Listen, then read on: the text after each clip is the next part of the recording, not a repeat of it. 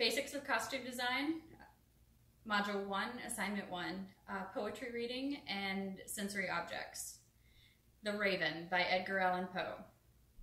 Once upon a midnight dreary, while I pondered, weak and weary, over many a quaint and curious volume of forgotten lore, while I nodded, nearly napping, suddenly there came a tapping, as of someone gently rapping at my chamber door.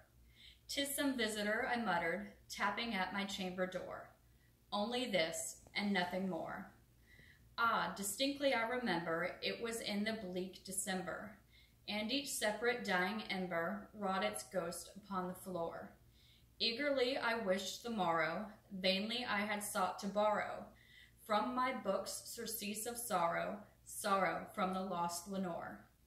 For the rare and radiant maiden, whom the angels named Lenore, nameless here forevermore.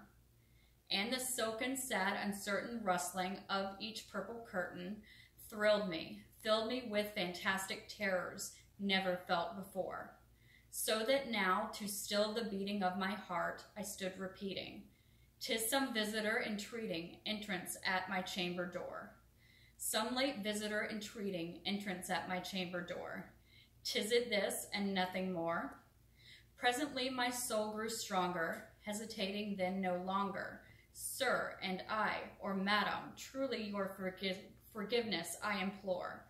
But the fact is I was napping, and so gently you came rapping, and so faintly you came tapping at my chamber door, that I scarce was sure I heard you. Here I opened wide the door.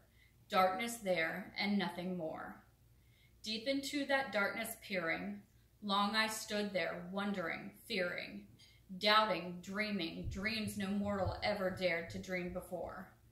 But the silence was unbroken, and the stillness gave no token, and the only word there spoken was the whispered word, "Lenore?" Then I whispered, and an echo murmured back the word, "Lenore." Merely this, and nothing more. Back into the chamber turning, all my soul within me burning. Soon again I heard a tapping, somewhat louder than before. "Surely," said I, "surely that is something at my window lattice. Let me see then what thereat is, and this mystery explore. Let my heart be still a moment, and this mystery explore. 'Tis the wind, and nothing more." Open here I flung the shutter, when with many a flirt and flutter, in there stepped a stately raven of the saintly days of yore. Not the least obedience made he, not a minute stopped or stayed he, but with mine of lord and lady perched above my chamber door, perched upon a bust of Pallas just above my chamber door, perched and sat, and nothing more. Then this ebony bird beguiling my sad fancy into smiling, by the grave and stern decorum of the countenance it wore. "Though thy crest be shorn and shaven, thou," I said, "art sure no craven, ghastly, grim, and ancient raven, wandering from the nightly shore. Tell me what thy lordly name is on the night's Plutonian shore." Quoth the raven, "Nevermore." Much I marveled this ungainly fowl to hear discourse so plainly, though its answer little meaning, little relevancy bore, for we cannot help agreeing that no living human being ever yet was blessed with seeing bird above his chamber door, bird or beast upon the sculptured bust above his chamber door, with such name as Nevermore. But the raven sitting lonely on the placid bust spoke only that one word, as if his soul in that one word he did outpour. Nothing farther than he uttered, not a feather than he fluttered, till I scarcely more than muttered, "Other friends have flown before. On the morrow he will leave me, as my hopes have flown before." Then the bird said, "Nevermore." Startled at the stillness broken by reply so aptly broken, "Doubtless," said I, "what it utters is its only stock and store, caught from some unhappy master, whom unmerciful disaster followed fast and followed faster, till his songs one burden bore. till the dirges of his hope that melancholy burden bore of never, nevermore. But the raven still beguiling all my fancy into smiling, straight I wheeled a cushioned seat in front of bird and bust and door. Then upon the velvet sinking, I betook myself to linking, fancying unto fancy thinking, what this ominous bird of yore, what this grim, ungainly, ghastly, gaunt, and ominous bird of yore meant in croaking, nevermore. This I sat engaged in guessing, but no syllable expressing, to the fowl whose fiery eyes now burned into my bosom's core. This and more I sat divining, with my head at ease reclining, on the cushion's velvet lining that the lamplight gloated o'er, but whose velvet violet lining, with the lamplight gloating o'er, she shall press, ah, nevermore. Then methought the air grew denser, perfumed from an unseen censer, swung by seraphim whose footfalls tinkled on the tufted floor. Wretch, I cried, thy God hath lent thee by these angels he has sent thee, respite, nepenthe from thy memories of Lenore. Quaff, oh quaff, this kind nepenthe, and forget this lost Lenore. Quoth the raven, nevermore. Prophet, said I, thing of evil, prophet still, if bird or devil, whether tempter sent or whether tempest toss thee here ashore. Desolate yet all undaunted, on this desert land enchanted, on his home by horror haunted, tell me truly, I implore. Is there balm in Gilead? Tell me, I implore. Quoth the raven, nevermore. Prophet, said I, thing of evil, prophet still, if bird or devil, by the heaven that bends above, by the God we both adore. Tell the soul with sorrow laden, if within the distant Aden, it shall clasp a sainted maiden, whom the angels name Lenore.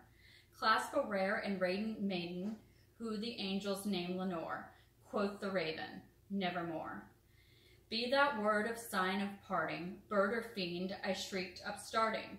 Get thee back into the tempest and the night's Plutonian shore. Leave no black plume as a token of that lie thy soul hath spoken. Leave my loneliness unbroken, quit the bust above my door. Take thy beak from out my heart, and take thy form from off my door. Quoth the raven, nevermore. And the raven, never flitting, still and sitting, still is sitting, on the pallid bust of Pallas, just above my chamber door. And his eyes have all the seeming of a demon's that is dreaming, and the lamplight o'er him streaming throws his shadow on the floor. And my soul from out that shadow that lies floating on the floor shall be lifted, nevermore. Okay, so now we've got to talk about what senses the poem kind of brings out to me as I read it and go through it and think about the poem. So the first sense is taste.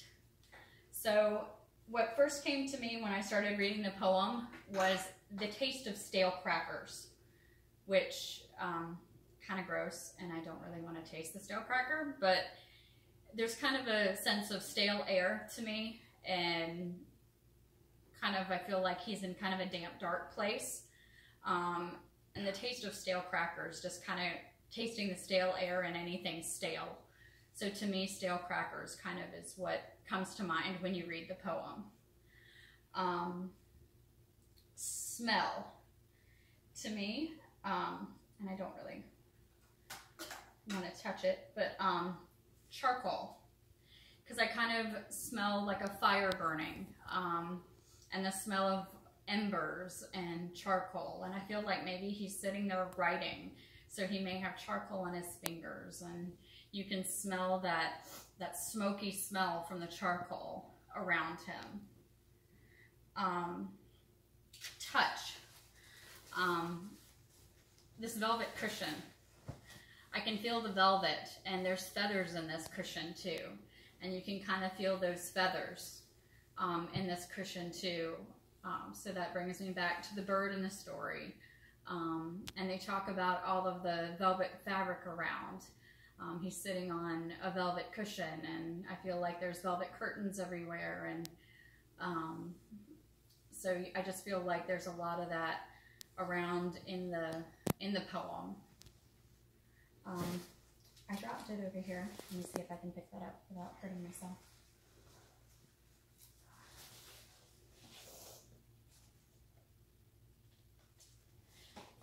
For sight, I picked purple thread. It's a deep purple because they talk about deep purple color, deep purple velvet. And I feel like this color is represented well throughout the poem, and I can see this everywhere in the poem. I feel like this color is a good representative of what's going on throughout. I think it's kind of an ominous color, and I think the poem is very ominous. And as far as our sound component,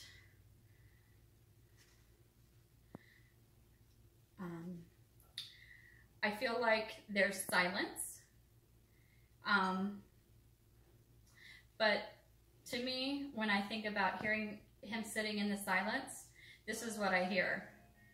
I actually hear The Sound of Silence by Simon and Garfunkel,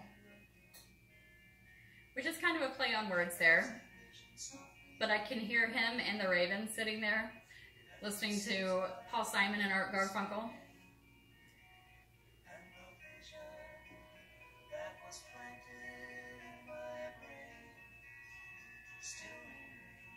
I hope you guys can hear that. But to me, I can hear that kind of playing in the background as he's sitting there with this raven above his doorway in his bedroom.